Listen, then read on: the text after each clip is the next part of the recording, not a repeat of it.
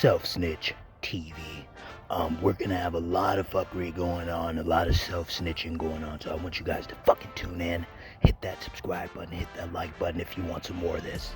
Let's go. Dr. Disrespect expose a list of streamers that's done horrendous acts and have not been banned. Let's roll the clip and let's get more information. Maybe it's time to tell my side of the story. Huh, champs? You see, there was a lawsuit pending, and as part of that arbitration, all parties were not allowed to speak publicly about the case. I respected those rules. My lawsuit against Twitch was eventually resolved, as you all know. But even then, as part of the settlement, all parties were still prohibited from speaking publicly about the case or the settlement. However, if one side violated that confidentiality, then the other side could respond. And again, champs, I respected all the confidential obligations. But apparently Twitch's own disgruntled employees didn't feel the need to abide by those same obligations. Cody Connors, ex-Twitch employee, wasn't even involved, leaks Twitch's reported reason. Years later, Cody, why do this? What was the point? This was settled professionally. And you, knowing how black and white the internet is, you decided, you fucking rat, to leak the reported reason Twitch banned me in 2020. I mean, for what? Cody? Why? Did you not know the repercussions from spewing lies about the two-time? Did you not know the repercussions of accusing me, Cody Connors? You see, you don't know shit, and it was obvious from your tweet. You didn't have any firsthand knowledge of my dispute with Twitch. You said that I got banned from Twitch because I was sexting a minor through Whisper's messages? Do you even know what the legal definition of sexting is? I do. And yeah, I used Twitch as Whispers, but trust me, I wasn't sexting anyone. You also said the word minor, Cody. I even made sure that word was emphasized in my statement, edited, etc., just to make sure these so-called journalists would pick up on it. And boy, oh boy, did they ever, champs. When you and all these so-called journalists, Cody, fired off your tweets, did any of you consider that the Twitch user may have been over the legal age of consent at the time of the messages? You didn't. Neither did any of these journalists, and neither did Twitch at the time of the ban. You also tried to tell the world that I was trying to meet up with this user at TwitchCon, but you're wrong. Let's set the record straight. I never intended to meet this user ever. We never made plans to meet at TwitchCon or anywhere else, and in fact, we never met in person ever. Your bullshit accusations gave false courage to other former Twitch employees to make shit up as well. I suspect all of you sort of planned and coordinated this attack. These big-time publications, these journalists, these various outlets are sort of just gossip channels now, don't you think, champs? They act like they're just gossip channels now, without any real journalism and real research happening. They reported on all this based on leaks from two former Twitch employees, one of whom was supposedly on the trust and safety team. If these anonymous sources worked on the trust and safety team at the time of my Twitch suspension in 2020, then you would hope they would tell the truth. But apparently that's just too much to ask. If these former trust and safety team members, and by the way, I know exactly who they are, actually had firsthand knowledge, then what they conveniently left out is, 1, Twitch's trust and safety team, the same employees that decided to ban me, internally admitted that the whisper messages were not sexting.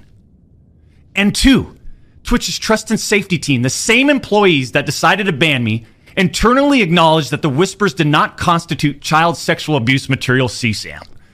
I'll say it again. Neither I nor the Twitch user exchanged any sexual graphic messages or images. Cody Connors and these other anonymous sources are trying to paint a picture that I was exchanging sexually explicit messages and photos with this Twitch user. That never happened. I even used the word inappropriate, purposely. And look at how it was defined by everyone, champs. Huh? Including these defaming articles. I'm sorry, but mutual bantering with inappropriate jokes taken out of context should have never led to me getting banned from Twitch in the first place. I mean, how would each of you look if all of your private DMs, your text messages, your chats were looked at, dissected, and taken out of context by someone who's deliberately trying to find something inappropriate in those words? And this is not a situation where a victim publicly accuses someone of wrongdoing. That never happened here. We're talking about allegations that Twitch made against me as a half-baked reason for justifying their actions of suspending and shutting down my channel. Allegations that Twitch made without even a legal analysis of whether the whisper messages were legal. You see, I engage with my community. I engage with other streamers. And through Twitch Whispers, I communicate with Twitch users. Conversations that consisted of a variety of playing games and gaming politics, content creation, random stuff. This was the extent of my whispers with this Twitch user. On June 21st, 2020, my ex-Twitch partner manager learns that I exchanged whispers with the Twitch user. And I say ex-partner manager because for years, this guy didn't do anything for me, my community, or my channel. For years. I'm talking no front page love. You're talking about the face of the platform, right? Literally. The face of the platform. And I know Champions Club remembers this.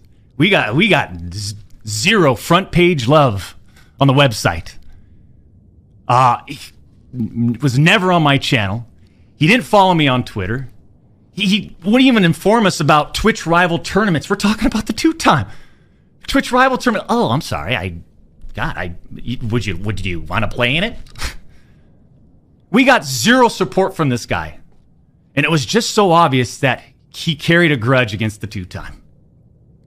So after we signed with Twitch in 2019, we asked for a new partner manager.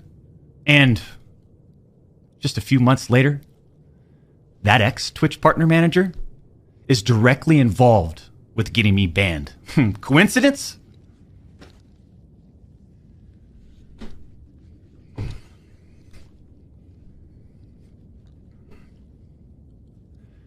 The Twitch user tells the ex-Twitch partner manager that they do not want to report anything to Twitch. I'll repeat that sentence one more time just in case anybody missed that one. The Twitch user tells this ex-Twitch partner manager that they do not want to report anything to Twitch. But this ex-Twitch partner manager encourages the user and even directs them to file a report directly with Twitch, even though the user told him clearly that we never physically met anywhere and that no photographs were exchanged. On June 24th, 2020, Twitch's special operations team receives and reviews the user's report. They find no issues and determine that it did not warrant any further escalation to Twitch's law enforcement response team. That would have been the end. That should have been the end. But that partner manager, oh boy, did he had it out. Yeah, he had it out for the 2-time. He finds out that no further action will be taken, so what does he do? He personally escalates the report to a friend on the Twitch's LER team. The LER team, remember, that's the Twitch's law enforcement response team. He escalates the report to a friend on Twitch's LER team. So a day later, on June 25th, The LER analyst pulls the entirety of the whisper messages and begins discussing them with his director of the LER team. Mind you, this director is on vacation at that time and does not have access to their computer or work files. Let me just remind you, I went through a multi-year, a big-time arbitration, okay? And, you discover a lot of stuff. Mind you, this director is on vacation at that time. The LER analyst cherry picks and sends a few targeted excerpts out of context from the whisper messages to this director. Now, if you do this, you can make anyone's messages look inappropriate, even when they aren't.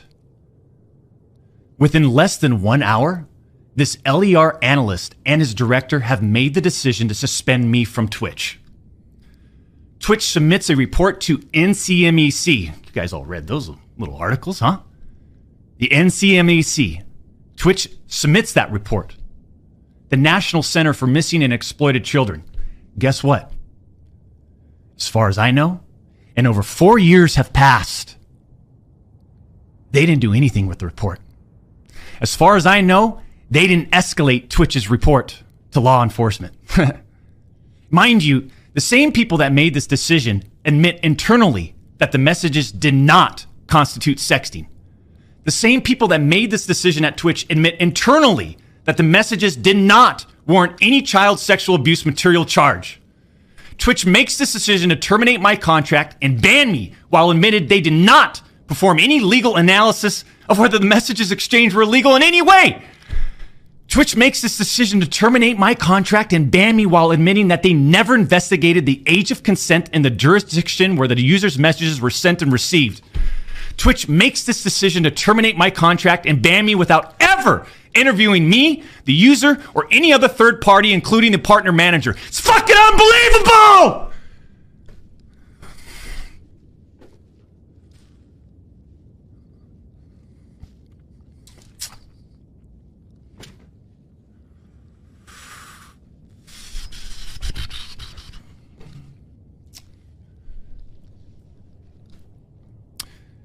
I'm not going to get into every detail regarding my legal case, but these former Twitch employees that claim to have firsthand knowledge, they just don't have a clue.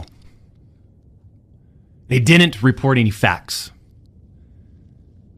The judge in the case determined that the whispers were not illegal. So then why did Twitch use these messages against me? Why did Twitch treat the doc so differently from their other streamers? I mean, outside of the obvious. I mean, just take a look at me. Unfiltered. The realest motherfucker in this industry. 6'8", gorgeous, athletic, successful, college degree, college athlete, bourbon business, gaming studio, beautiful family. And trust me, we've worked hard for over a decade to improve as a person, a husband, and father, and to get where we're at today. I mean, I'm in such a good place today. And all these people, they all act like they're just so perfect. I'm not perfect.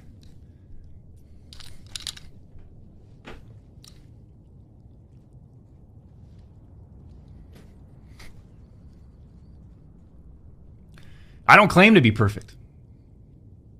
Sometimes I do. But I also didn't do all the shit that they're saying I did. But then that doesn't make a story, right? They wanted media attention. The media wants controversy. And by sensationalizing all of this with big, inaccurate headlines like sexting and sexually explicit, you all got what you wanted at the expense of the tube time. The reality is, they wanted to cut down the doc. Plain and simple.